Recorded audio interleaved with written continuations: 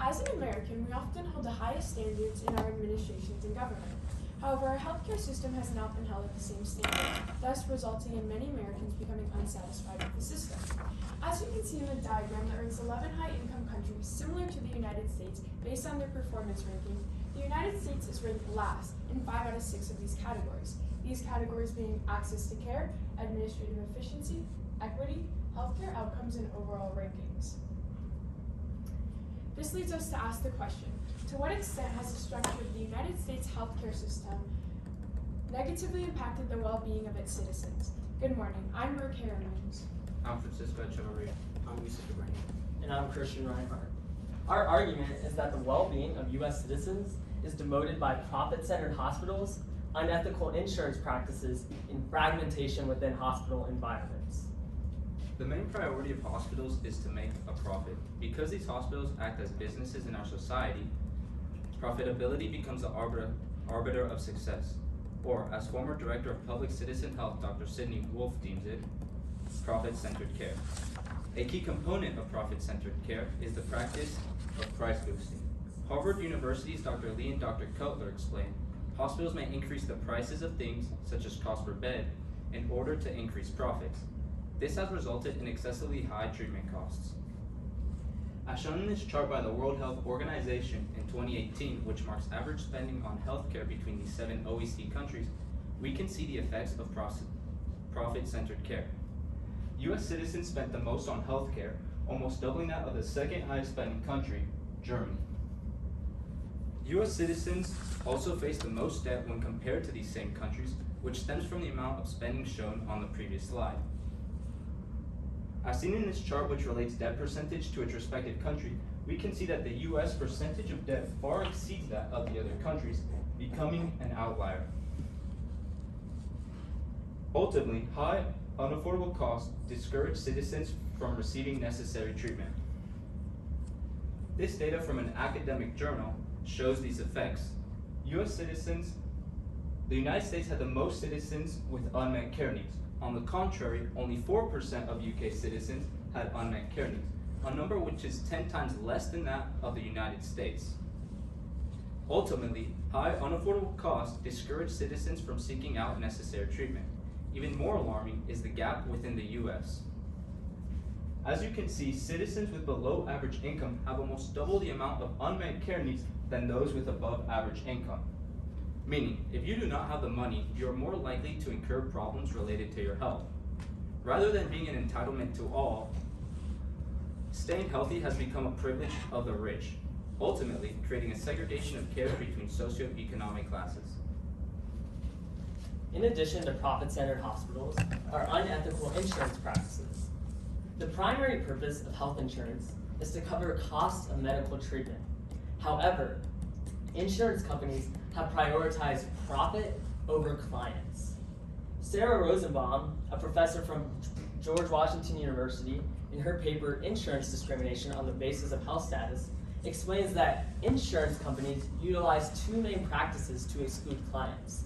The first being enrollment-linked tools, and the second being post-enrollment coverage and plan administration risk-shielding tools. The first practice, as Rosenbaum explains, involves exclusion of coverage prior to being covered by that insurance. Companies bar enrollment based on health status, medical underwriting, exclusion of coverage for pre-existing conditions, and cancellation of coverage. Additionally, the second practice involves exclusion while being covered by that insurance company. Insurance companies limit the amount, duration, or scope of that coverage. They limit the services provided by discouraging access to out-of-network providers, and they do case-by-case reviews for discretion of coverage. Using these practices greatly affects the abilities of citizens to receive their needed medical care. In this data, which shows the percentage of adults that experience difficulties with health insurance, reported by Kathy Schuen, who is an economist at the New York Academy of Medicine, we can see the implications of these practices. Compared to the other countries, the numbers of the United States are alarmingly high. US adults spent the most time on dealing with paperwork with regards to insurance, while also receiving the most denials of coverage or unexpected out-of-pocket payments. The two practices aforementioned create an unnecessarily complex insurance system that prioritizes profit-focused practices over the individuals themselves, ultimately rendering health insurance as an almost futile investment. Citizens don't even believe their insurance will help them.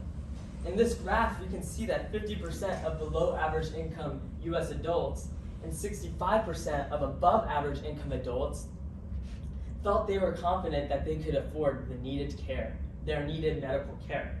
Those numbers, again, are the worst in their respective categories compared to the other countries. And this lack of confidence in their health insurance is quite frankly empirically justified, as this next set of data shows. 24% of below average income Americans were barely or unable to pay their medical bills. Additionally, 9% of above average income Americans had that same problem. Not surprisingly, again, these are the worst numbers in comparison to these other 11 OECD countries. Despite having health insurance, adults had significant trouble paying their medical bills. This is ultimately not just a fiscal issue, but a health crisis. Citizens may not receive their needed medical treatment solely because of a lack of money, essentially creating healthcare as a privilege that only the wealthy can afford.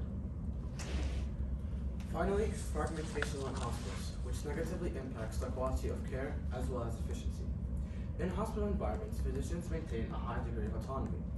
In the paper, Organizational Fragmentation and Care Quality in the U.S. Healthcare System, written by Rondo D. Campbell, a director of Western Reserve at the University of Metro Health Medical Center in Cleveland. He explains how physicians act as independent entities in hospitals, which contradicts the clinical independence that is needed in hospitals. For instance, rather than physicians having to adhere to hospital standards, each physician has to be entitled to set their own standards and preferences.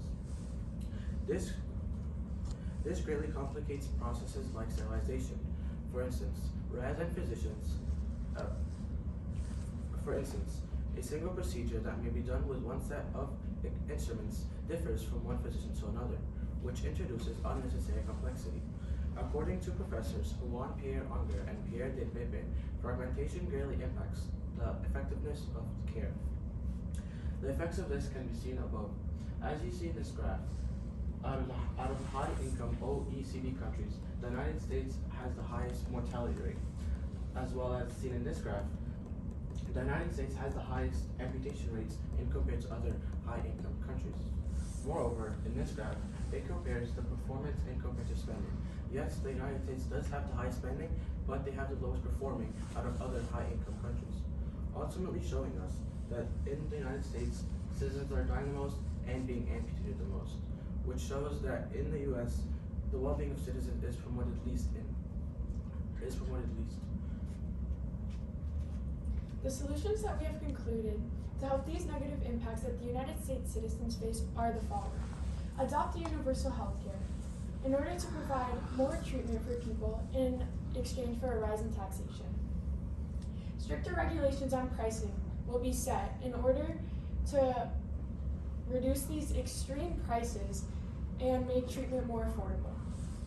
Government-run hospitals will be built in order to provide places that don't focus on a profit, where it is unavailable in privately owned hospitals. The limitations that present themselves within these solutions are the following. A lack of funding that is available due to the government facing debt and not wanting to extend its allowance. Furthermore, our biggest limitation is polarization in the country, as creating polarization creates a rise in taxes, which creates a divide in the country because people are unwilling to pay these rise taxes. Thank you. Any questions?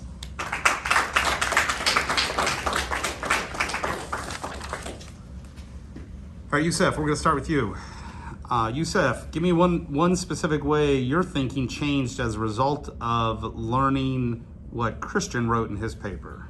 From learning Christian researched the overall insurance companies and what role they play in healthcare, and from learning from his research, I learned that insurance companies' main goal isn't actually to provide healthcare and their clients receive healthcare, but actually their main priority is to make a profit out of their clients instead of actually helping them. Okay, thank you.